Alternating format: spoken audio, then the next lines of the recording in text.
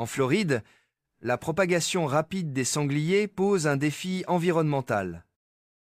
Cette espèce envahissante cause d'importants dégâts aux terres agricoles, menace les écosystèmes indigènes et engendre des difficultés économiques pour les habitants. Sa capacité à se reproduire rapidement rend le contrôle de sa population de plus en plus difficile, ce qui incite les autorités et les agriculteurs à prendre des mesures actives pour remédier au problème.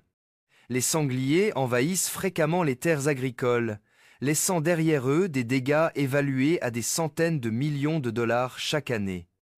Les agriculteurs découvrent souvent des empreintes de sabots dans leurs champs, signe que les récoltes ont été piétinées ou consumées. Au fil du temps, ces pertes ont réduit les revenus et mis à rude épreuve l'économie des communautés rurales.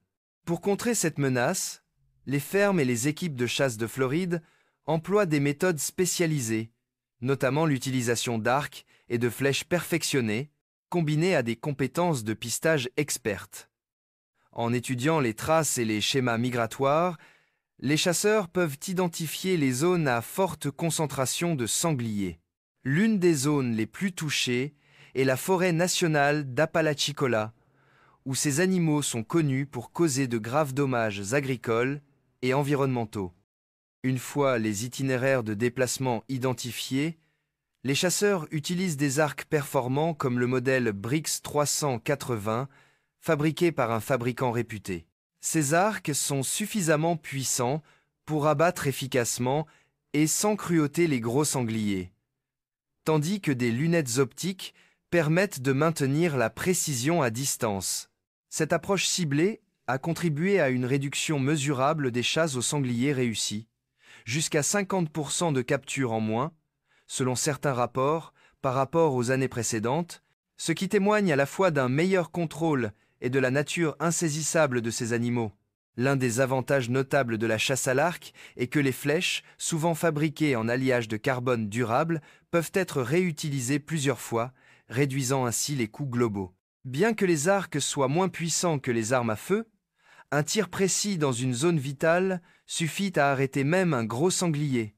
Le fonctionnement plus silencieux des arcs réduit également les perturbations pour la faune environnante et évite les détonations sonores associées aux coups de feu, ce qui les rend adaptés aux zones soumises à une réglementation de chasse stricte ou à une couverture forestière dense.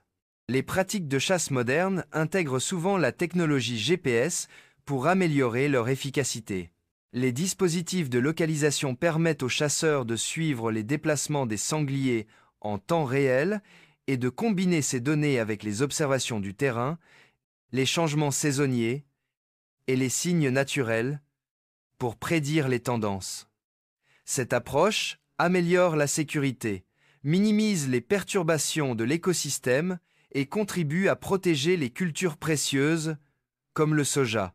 Pour soutenir ces efforts, la Floride compte de nombreux magasins de chasse agréés proposant du matériel, des vêtements et des équipements de protection.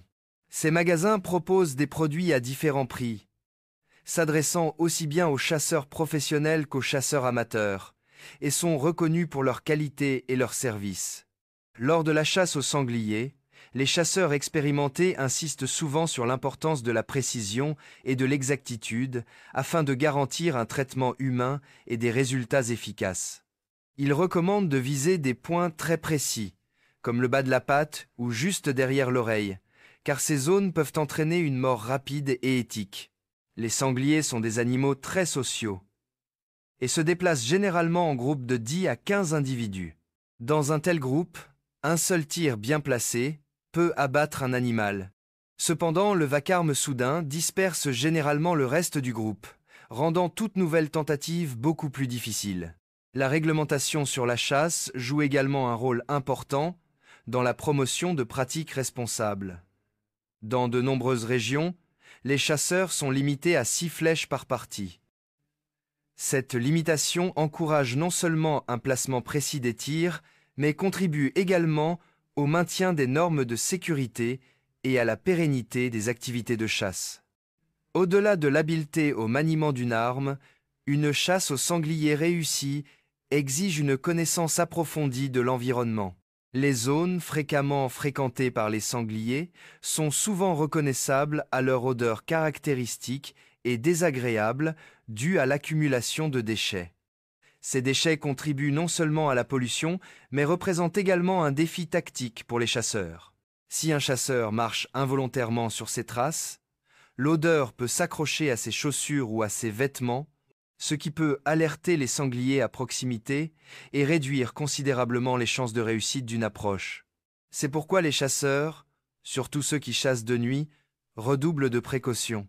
L'utilisation de lampes de poche est essentielle pour scruter le terrain, identifier les signes révélateurs de la présence de sangliers et éviter tout contact direct avec les zones contaminées.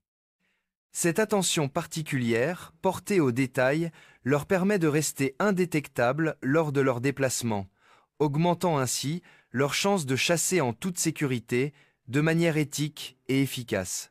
La gestion des populations de sangliers en Floride est une tâche complexe et complexe. Elle ne peut être accomplie par une seule méthode, mais requiert l'intégration de technologies modernes de pointe, de techniques de chasse traditionnelles, et le strict respect des protocoles de sécurité et des réglementations environnementales. Une telle approche garantit l'efficacité des mesures de contrôle tout en préservant l'économie agricole de l'État et le fragile équilibre écologique de ses habitats naturels. Sans ces mesures coordonnées, la croissance incontrôlée des populations de sangliers pourrait entraîner d'importantes pertes de récoltes, des dommages aux écosystèmes indigènes et un risque accru de transmission de maladies à la faune sauvage et au bétail. Un aspect important de cette stratégie de gestion repose sur l'utilisation de lampes de chasse spécialisées conçues pour les conditions de faible luminosité. Ces outils émettent souvent une lumière violette ou verte, moins susceptible d'effrayer les animaux, mais très efficace pour les chasseurs. Leur longueur d'onde distincte améliore la visibilité des détails subtils tels que les traces de sang, les taches de fourrure et les empreintes de pas, permettant aux pisteurs de suivre les traces avec une précision accrue. Cette amélioration de la détection est cruciale, notamment lors des opérations nocturnes, lorsque la visibilité est naturellement limitée. De plus, la chasse nocturne au sanglier à l'arc a été optimisée grâce à l'utilisation de flèches lumineuses. Ces flèches sont soit équipées de minuscules LED, soit recouvertes de matériaux phosphorescents qui brillent dans l'obscurité. Cette fonctionnalité permet non seulement aux chasseurs de suivre la trajectoire de la flèche en temps réel, mais aussi de la localiser plus facilement après le tir, confirmant ainsi si la cible a été atteinte. La combinaison d'un équipement d'éclairage spécialisé et d'outils de suivi améliorés accroît considérablement l'efficacité des efforts de lutte contre les sangliers, tout en maintenant une approche humaine et responsable de la chasse. La fonction lumineuse des équipements de chasse modernes améliore non seulement la visibilité, mais joue également un rôle pratique dans la récupération des flèches. En facilitant la localisation des flèches après le tir, elle réduit considérablement le risque de les perdre, ce qui permet aux chasseurs d'économiser de l'argent et des ressources. Cette amélioration simple mais efficace réduit les coûts globaux de la chasse tout en minimisant le gaspillage. Au-delà des avantages économiques, cette avancée technologique a contribué à une plus grande précision lors des chasses et à une efficacité accrue sur le terrain, permettant aux chasseurs de suivre et de récupérer le gibier plus efficacement. La chasse à l'arc, en particulier, est appréciée pour sa précision. La capacité à viser avec précision permet aux chasseurs de cibler des zones vitales spécifiques de l'animal, ce qui permet une chasse plus rapide et plus respectueuse de l'animal. Cette approche minimise les souffrances inutiles de l'animal et réduit le risque de blessures non mortelles.